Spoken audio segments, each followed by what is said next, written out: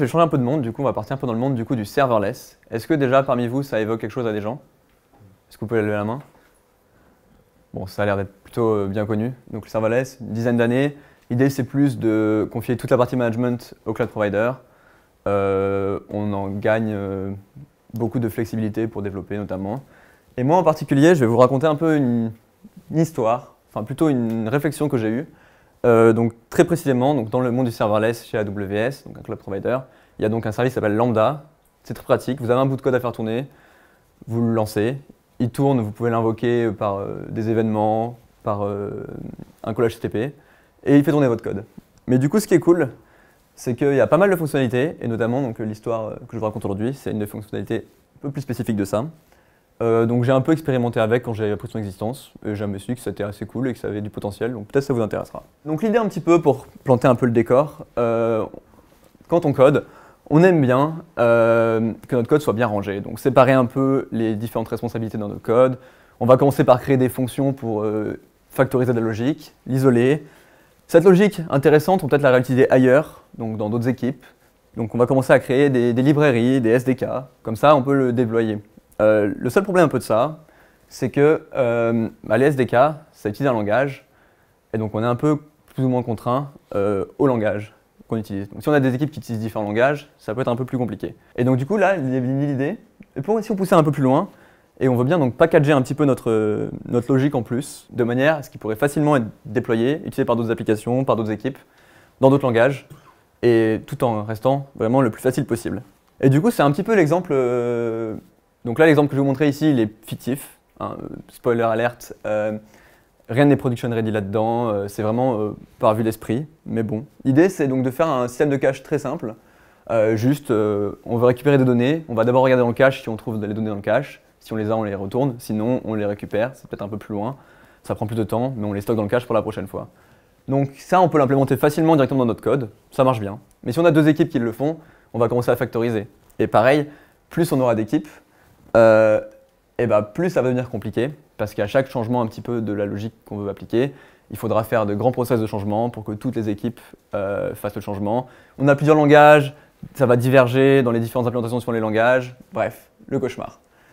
Et du coup, ce que propose Lambda, c'est de se dire que, plutôt, si on pousse un peu la réflexion, on se dit qu'en fait, finalement, le développeur, quand il écrit son morceau de code, il n'est pas intéressé par tout ce qui se passe derrière sur la mécanique complète de caching et d'où vient l'information. Tout ce qui l'intéresse, c'est j'ai besoin de cet objet, il le demande, il le reçoit. Il le traite, tout le monde est content. Et donc du coup, on peut donc se dire que toute la logique, effectivement, qu'on voit là, on peut la mettre dans un proxy. Donc on va la mettre d'abord, c'est ce qu'on disait, dans une fonction. Comme ça, ils peuvent juste appeler la fonction, puis un SDK. Comme ça, ils font juste un appel avec une fonction du SDK, ils récupèrent leurs données. Mais du coup, on se retrouve avec une boîte noire qui encapsule toute notre logique un peu complexe, un peu métier, enfin pas métier justement, mais qui est juste de la logique purement technique. Et donc, comme ça, tout le monde est content. Il y a des gens très pointus qui se passionnent par les sujets de stockage, de cache et de données, de temps de réponse qui vont bosser sur la boîte noire et les autres développeurs qui vont juste consommer et tout le monde est content. Et donc du coup, l'idée c'est qu'est-ce qui se passe si on utilise un concept qui s'appelle les extensions lambda donc, pour du coup réaliser ça. Donc les extensions lambda, c'est quelque chose qui est sorti en 2021 je pense, donc c'est relativement récent. Mais en fait l'idée est assez simple, c'est que si vous imaginez que votre code, et donc notamment votre fonction, donc votre bout de code qui tourne donc dans votre fonction lambda, c'est une moto, l'extension ce serait un peu un sidecar. En fait ça vous permet facilement d'avoir donc un process parallèle qui peut exécuter du code que vous voulez, donc un exécutable que vous fournissez. Et donc du coup là on peut avoir un ping-pong. Là, si on reprend notre schéma, on peut imaginer que toute la partie donc côté client là, c'est votre code, enfin votre développeur, donc votre logique business qui tourne dans votre process principal. Et vous avez un process auxiliaire qui donc s'occupe de récupérer la donnée avec le caching et le mécanisme, toute cette logique là, avec une simple interface. Et donc ce qui est sympa avec les extensions lambda, c'est que c'est super facile à mettre en place. Donc, du coup, l'idée des fonctions lambda, c'est qu'en fait, votre code, il ne va pas être exposé tout le temps. Par exemple, si vous avez un code que vous déclenchez par un call HTTP, en fait, quand vous faites une requête, il va donc y avoir un système qui va mettre en place, donc démarrer un environnement pour exécuter votre code, et votre environnement va rester un petit peu là, mais après il va disparaître et puis sera de nouveau réinstancié la prochaine fois que vous en aurez besoin. Mais ce qui est super sympa, c'est qu'en fait, du coup, Lambda, donc le service AWS, propose aussi donc, une API donc, qui s'appelle le Runtime API et l'Extension API qui permettent en fait d'avoir accès en fait, de votre extension, donc votre code que vous mettez donc, dans votre sidecar, donc votre business logic, elle aura aussi accès aux événements qui se passent dans l'environnement. Ça peut être, on démarre un nouvel environnement, votre code du coup dans votre sidecar va aussi pouvoir être au courant et pouvoir réaliser des actions. De même, si vous invoquez votre fonction, votre code dans votre sidecar sera aussi au courant et pourra aussi réaliser des actions. Et du coup, avec ça, en fait, on se retrouve avec du coup ici dans l'extension notre code, notre sidecar, qui est en fait par exemple dans le cas du cache simplement simplement dans ce cas-là, dans cet exemple, c'est un serveur HTTP très simple et qui en fait du coup on pourra donc communiquer, notre code pourra communiquer avec ce serveur HTTP pour récupérer des données. Donc comment on le fait? Eh bien c'est simple, tout ce qu'on a à faire du coup, c'est lorsque notre environnement est démarré, dire à l'environnement que notre extension existe, notre sidecar existe, et donc qu'il faut le démarrer correctement. Et après, à chaque invocation, il sera donc redémarré, puis mis en pause, puis redémarré, jusqu'à la fin de l'environnement où il sera éteint, et on peut aussi ici réaliser des actions. Donc première étape, on y va, on le construit. Déjà, donc petite note, c'est bien d'utiliser un langage compilé. Donc pourquoi compiler? Parce qu'en fait, on pourra le packager sous la forme d'un binaire. Et donc du coup, instantanément, quel que soit le langage dans notre environnement lambda, on pourra l'exécuter. Donc ça veut dire qu'on peut, avec le même binaire, l'utiliser avec du code en TypeScript, en JavaScript, du code en Python, du code Java. C'est gratuit, on peut en profiter simplement. Donc moi j'ai fait ça en Go pour la démonstration. Pourquoi en Go? Parce que c'est sympa et aussi principalement il y a pas mal d'exemples mis en place donc, en ligne par AWS pour démarrer, donc c'est encore plus facile. Du coup, première étape, donc c'est la première phase du coup de l'environnement, c'est donc l'initialisation. Il faut juste en fait qu'on dise à l'environnement lambda que notre extension existe. Donc du coup, c'est juste un appel API et c'est tout. On peut faire plus de logique, on peut initialiser, je sais pas, par exemple, en l'occurrence, on va initialiser la connexion avec les serveurs de cache. Tout ce genre d'opérations, on peut les faire. Et une fois qu'on a fini, on signale à l'environnement, j'ai fini de démarrer, je suis prêt à recevoir des requêtes. Et ensuite, à chaque requête, donc c'est ça, il va falloir donc un moyen de communiquer entre du coup notre code et donc notre sidecar. J'ai choisi un serveur HTTP parce que c'est très facile à spin dans un process. Mais il y a plein d'autres manières de faire de l'inter-process communication. Là, c'est libre à vous d'implémenter ce que vous voulez. Mais alors, en l'occurrence, j'ai fait de l'HTTP, comme ça permet de faire juste une seule route qui dit « donne-moi cet objet » et le sidecar, donc l'extension, répond avec l'objet. Donc après, une fois qu'on a codé donc, toute notre logique de cache, on a juste à la packager. Et là, pareil, les extensions, en fait, c'est juste un fichier zip avec notre binaire dedans. Et après, il y a juste une commande pour donc, la déployer sur AWS. Ça nous donne une version. Et on a juste, en fait, quand on déploie notre code dans Lambda, dire au fait, utilise cette extension-là, ce sidecar-là, voici la référence qui pointe vers celui-là, et c'est tout. Et là, du coup, petite démonstration, donc on a quelque chose en base de données, un objet qui n'est pas en cache, donc là on ne trouve rien. Et donc si je fais un appel HTTP donc, vers une fonction qui va donc être d'abord, qui utilise donc un code en TypeScript, qui est très simple, hein, qui dit simplement pour l'instant, c'est vraiment une démo vraiment simple, récupère-moi cet objet. Donc là, elle nous donne l'objet, et donc du coup, au passage, elle l'a aussi mis en cache, puisqu'on a donc eu un cache miss. Si on refait l'appel, on utilise le cache. Et fait intéressant, si maintenant on appelle une autre fonction qui utilise donc Python, qui tourne avec donc, Python et non pas en TypeScript, avec la même extension, on a la même fonctionnalité. Donc c'est un moyen assez sympa que j'ai trouvé assez sympa pour en fait avoir du code qui tourne en parallèle de notre code vraiment, et donc on peut faire plein d'utilitaires avec. Donc cette démonstration, donc effectivement, c'était un peu très basique, vraiment très MVP, donc simplement donc, pour récupérer un objet avec du système de cache, mais en fait, on peut faire un peu tout ce qu'on veut avec. Des exemples de ça, par exemple, il y a plein d'extensions déjà officielles ou de partenaires AWS qui permettent par exemple de récupérer des secrets et de gérer un cache sur ces secrets.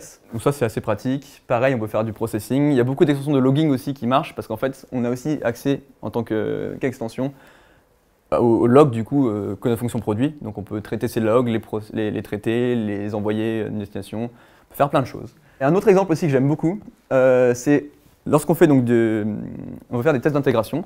On déploie donc notre fonction, mais là on veut souvent parce qu'on fait appel à des services tiers qui sont soit payants, soit un peu complexes, on veut donc exclure notre test, on veut donc mettre en place du mocking. On ne veut pas mettre ces mocks directement dans notre code parce que c'est pas super pratique. Et ce qu'on peut faire, c'est qu'avec une extension, du coup, faire de l'interception des requêtes et avoir donc un petit table de correspondance sur ce qu'on doit répondre dans ce cas-là. Et comme ça, en fait, au test d'intégration, on teste exactement le même code, puisque l'interception des requêtes et le mocking se fait en dehors de notre code, donc c'est quand même plus propre. Et donc voilà, c'est un exemple. Je crois que j'arrive au bout de mon timer, et du coup, j'espère que ça vous donnera des idées.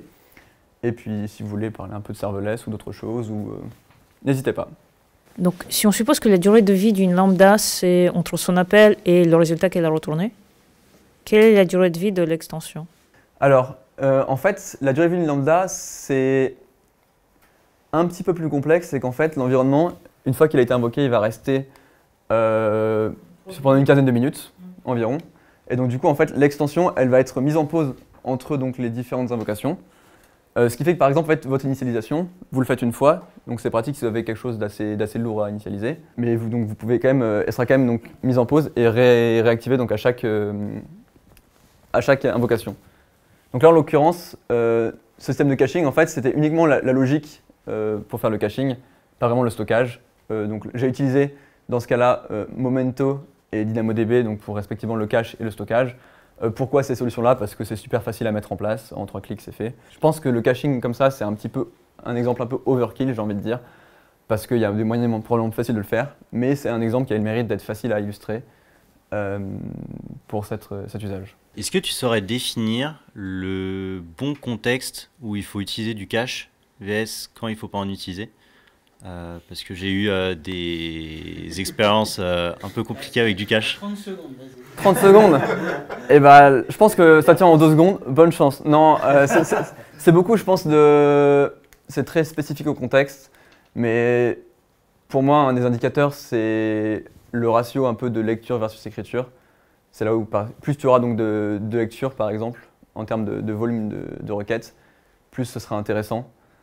Parce que notamment, plus tu pourras exploiter ton cache. Un exemple aussi intéressant, c'est un autre paramètre, c'est la durée à quel point tu autorises tes données à être out of date, à être stale.